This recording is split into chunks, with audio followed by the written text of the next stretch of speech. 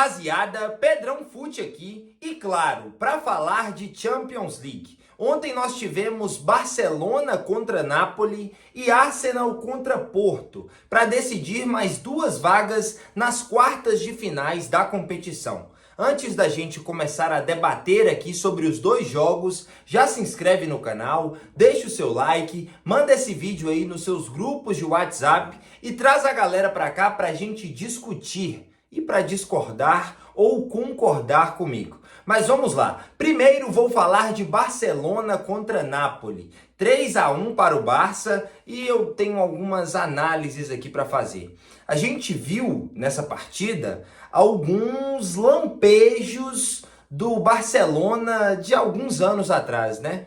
O Barcelona em muitos momentos, principalmente no primeiro tempo, conseguiu fazer tabelas, trocas de passes muito envolventes, com muita movimentação, principalmente dos laterais, né, do João Cancelo especificamente, com muitas movimentações. O Barcelona que hoje é uma mescla, né, de jogadores mais experientes, como o Lewandowski, o Gundogan, o Ter Stegen, o próprio Christensen, né, com jogadores mais jovens, como o Ronald Araújo, o Yamal, o Fermin, enfim, são fora os que estão machucados, né, como Gavi, Pedri, um Barcelona que chega nesse momento da temporada desfalcado, né, mas que também chega às quartas de finais da Champions League desde 2020.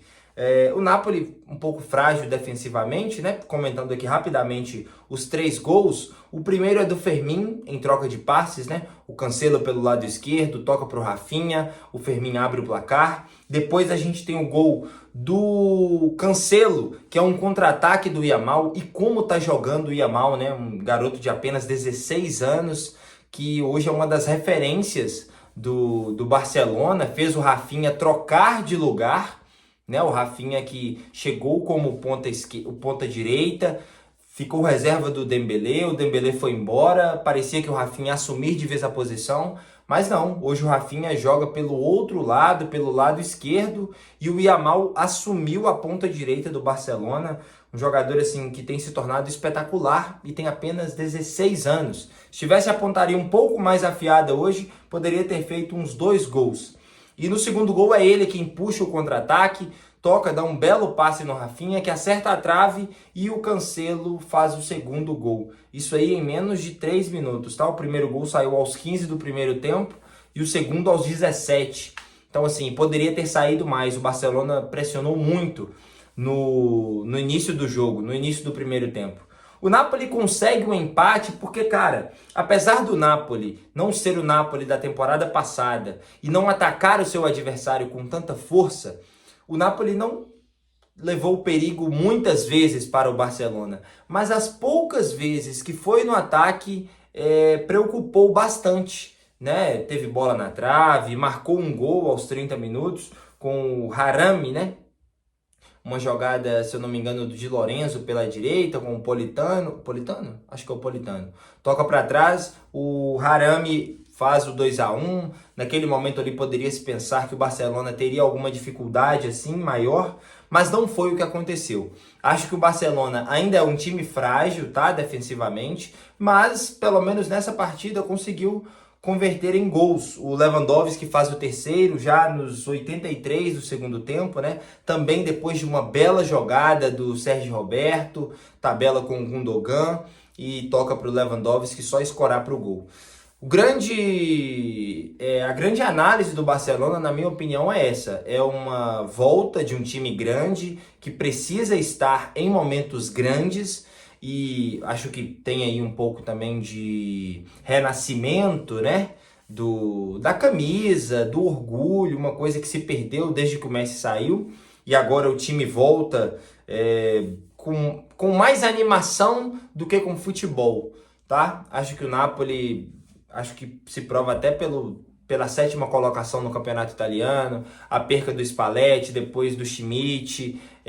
Com certeza esses jogadores não querem estar mais no Napoli, como o Kvaratskhelia, o próprio Osimhen. Então, assim, é um fim de um ciclo para o Napoli e o Barcelona aproveitou, né? e conseguiu mostrar o seu futebol, conseguiu retornar a uma quarta de final depois de 4 anos. Então, assim, eu acho que é difícil que o Barcelona passe, independente do adversário, para a semifinal.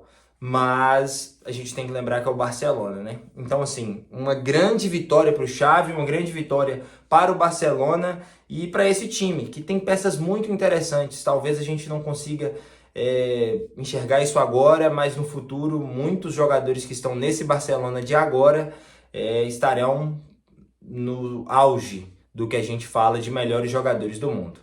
Arsenal e Porto.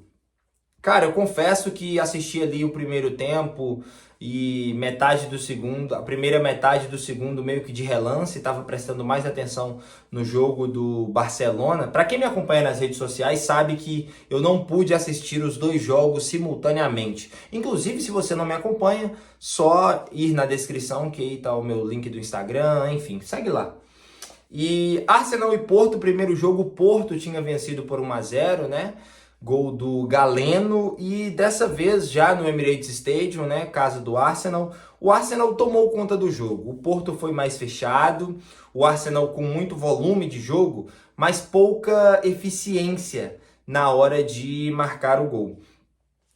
O único gol da partida sai com o Trossard, né, aos 41 minutos do primeiro tempo, uma jogada assim de gênio do Odegaard, que na minha opinião um dos melhores jogadores do mundo hoje e o melhor jogador do Arsenal, dribla dá uma enfiada de bola por dentro maravilhosa para o Trossard, que abre o placar e faz o 1-0.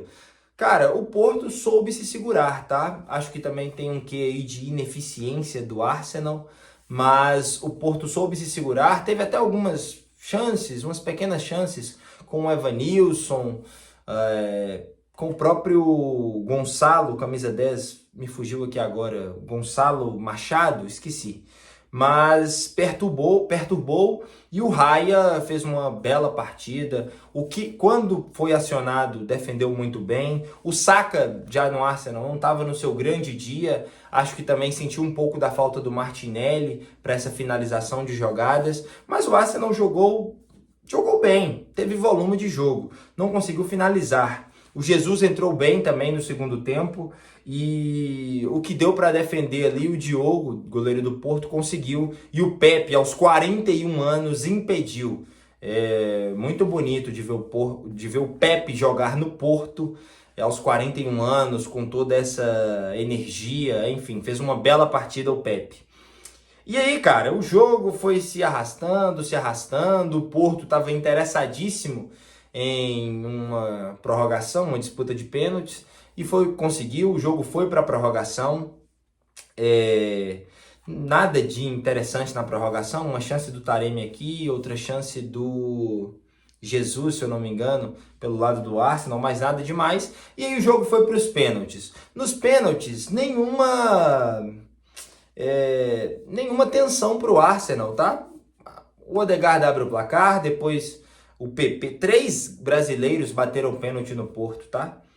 Do lado do Arsenal todos acertaram, Odegaard, Havertz, Saka e Rice, batendo muito bem, tá? O Diogo não teve nem chance em nenhuma das defesas, o goleiro do Porto. Já o Porto perdeu, fez com o PP e com o Grujic, acho que é assim que se pronuncia, mas o Wendel, convocado pela seleção brasileira para a lateral esquerda, e o Galeno, também convocado para o ataque, convocado agora, depois da lesão do Martinelli, se não me engano, é isso.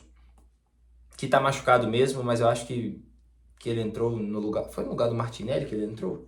Enfim, o Galeno foi convocado agora pelo Dorival Júnior para substituir uma lesão. Eu confirmo depois se foi o Martinelli ou não, aqui para vocês. Você já deve saber, né, que me acompanha. Mas o Galeno, o fato é que também perdeu. O melhor jogador do Porto nessa Champions, né, acabou perdendo o 4º pênalti. Não adiantaria muita coisa assim também, tá? Se ele faz o pênalti, o Arsenal ainda poderia perder, que o jogo continuaria. Enfim, o Arsenal é atualmente o líder da Premier League, né? Faz uma temporada no começo até abaixo da passada, mas agora eu acho que se encontrou, né? O Arteta faz um trabalho incrível, coincidentemente também tem 41 anos, a mesma idade do Pepe, o técnico do Arsenal, mas o Arsenal, líder da Premier League, chega agora a umas quartas de finais depois de longos 14 anos. A última vez que o Arsenal disputou uma quarta de final de Champions foi em 2010. Acredite se quiser. Então, assim, acho que, por exemplo, o Arsenal é um time mais competitivo do que o Barcelona. Só para vocês terem uma ideia aqui da minha visão. E principalmente quando estiver com seus jogadores, né, em plenas condições físicas, vai ser melhor ainda. Já o Porto é o terceiro colocado no campeonato português.